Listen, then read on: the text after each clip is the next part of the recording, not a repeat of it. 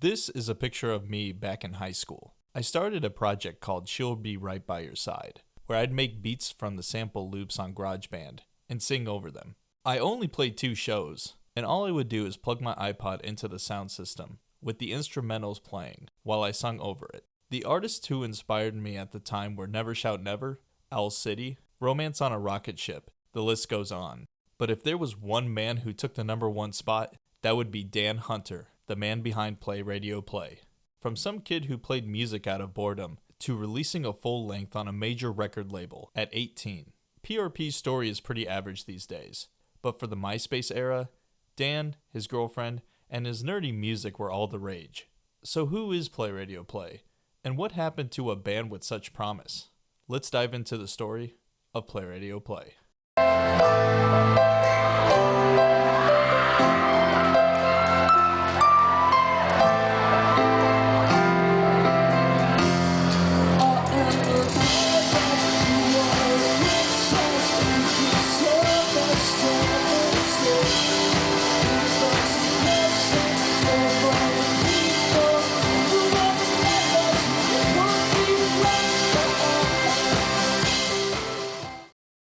PlayRadioPlay began sometime in late 2004 in Aledo, Texas, while later gaining a full band. It all started with 15-year-old Dan Hunter messing around with instrumentals in his parents' garage. Well, what made you get into music? What was like your boredom? More motivate? Was that what it was? It really? In high school, like after I, stopped drinking and like smoking with my friends and stuff, I really didn't have anything to do other than just write. So I was just like at home on the weekends making music rather than partying it up. Yeah, I never did and that. It ended up, paying off rather than killing brain cells. While in school, he would learn more about electronic-based music through a music programming theory class. The first song he ever created was Jello. Tomorrow as I wake up at 12 p.m. At that moment I'll enable my brainstem. I'll look down at my phone to check if you have called in my absence from this physical. Also, during this time writing and recording, he was uploading his works to myspace.com. For Dan, people were finding his music and were instantly hooked. With songs like Loco Commotion and Decipher Reflections from Reality, PRP's songs were hitting millions of views. Things were getting pretty serious. In 2006, Dan decided it was time to start playing shows. He would go around the Fort Worth area and play with local bands. These shows would have Dan setting up an ironing board, using it as a desk to place his laptop on while he sang.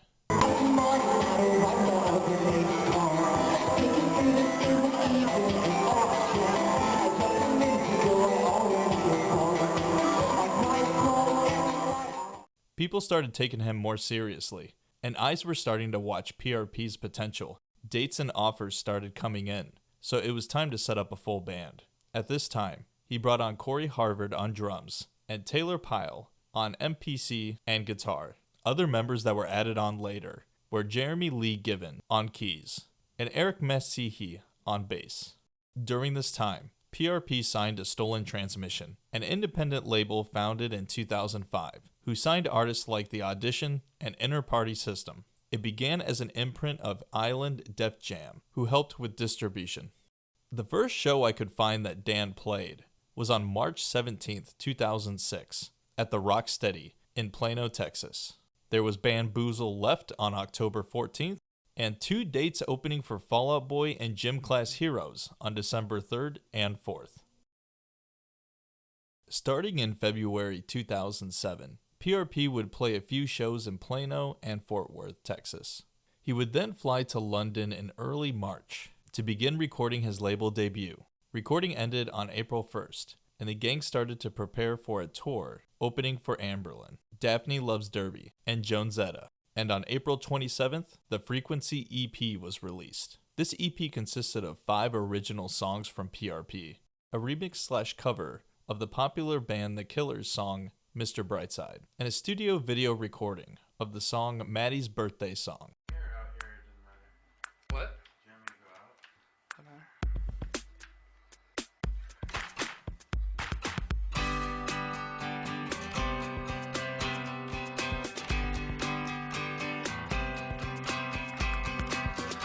2 a.m. and you hold my hand, asleep under my jacket, and I drive home after the show.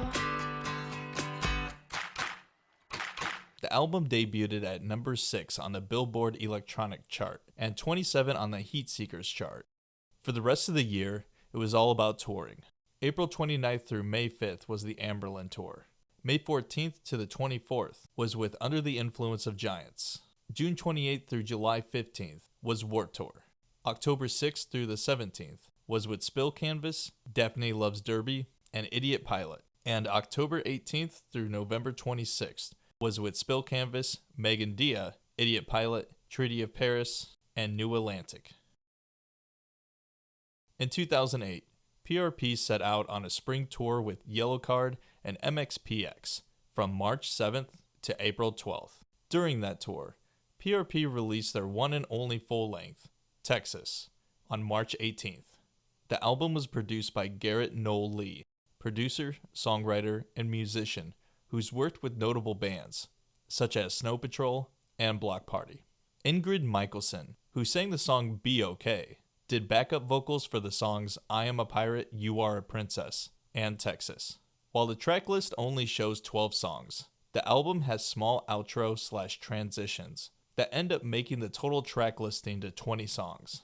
To the fans, it was an exciting time, and they were really rooting for PRP's success. But on the other side, for the band and the label, it seemed like their partnership was beginning to crumble. Less than 4 months after the release of Texas, PRP was no longer affiliated with Island Records and Universal Music Group. This was due to differences with the business model. Dan explains. The mistake Island made was letting the momentum die between the Frequency EP and Texas. They wouldn't let me post music between the two albums, which hurt me substantially. I disobeyed them and posted Elephants as Big as Whales, and that song is a fan favorite that's received some big placement, including a 3.5-minute long spot on One Tree Hill. If that doesn't demonstrate that posting demos is a good thing, then I don't know what would. All I ever wanted in Play Radio Play has been to create music and share it with you. In the year 2006, I thought that a record label was my best means of reaching that goal. Now, in 2008, I realize I don't need the clutches of the record label to share my art with you. Now that PRP was free from the record label shackles, they had some more touring to do. So let's go over these dates. From July 11th to August 23rd, PRP went on tour with Secondhand Serenade and My American Heart. From October 6th through the 31st, they went on the Dance Rar Dance 2 tour, opening for Family Force 5, with guests Ultraviolent Sound and Danger Radio. From November 4th to the 26th, they went on the Barbecue Tour, with headliners Hello Goodbye and special guests Ace Enders and Never Shout Never. The last show that was played for the year was on December 27th at the Door in Fort Worth, Texas. In 2009, things were quiet for the boys in PRP. Dan did cut his hair and release some new material. They announced a tour with Lydia from May 27th to June 5th, and the Frenemies Tour from July 13th to July 25th, with The Secret Handshake and Love You Long Time. On October 5th, Dan writes a post on his MySpace blog titled Play Radio Play Becomes Analog Rebellion in November. Music-wise, it talks about his plans to release 2 new albums before the end of the year, one being a B-sides album with 20 to 30 previously unreleased Play Radio Play songs. The second album would be under Analog Rebellion. Dan felt like his tastes were leading him into a different direction, and Play Radio Play didn't represent his vision. Also in an interview, he states, "I wanted less people to know about us," which leads me to believe that his experience in the music industry left him jaded, and he wanted nothing to do with it. On January 26, 2010, Play Radio Play's B-Sides Nothing, B-Sides and Rarities 2003 to 2009 was released alongside Analog Rebellion's Ancient Electrons. Analog Rebellion went on to release 3 full-length albums, 3 EPs, and a B-Sides album, all the way up to 2014. In 2010, Dan went on to earn an architect degree from the University of Texas, Arlington.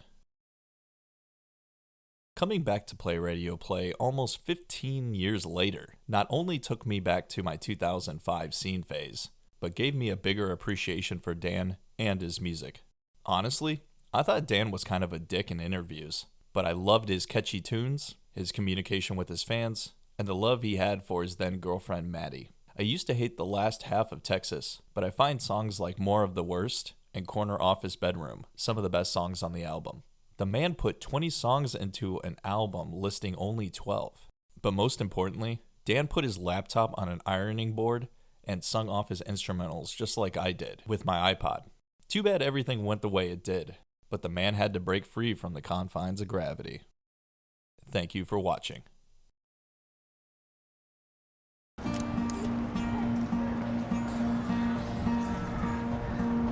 Your name is on everything you do, so is mine.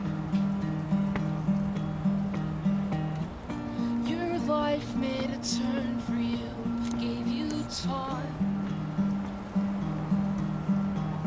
and through your uneven footsteps you found power inside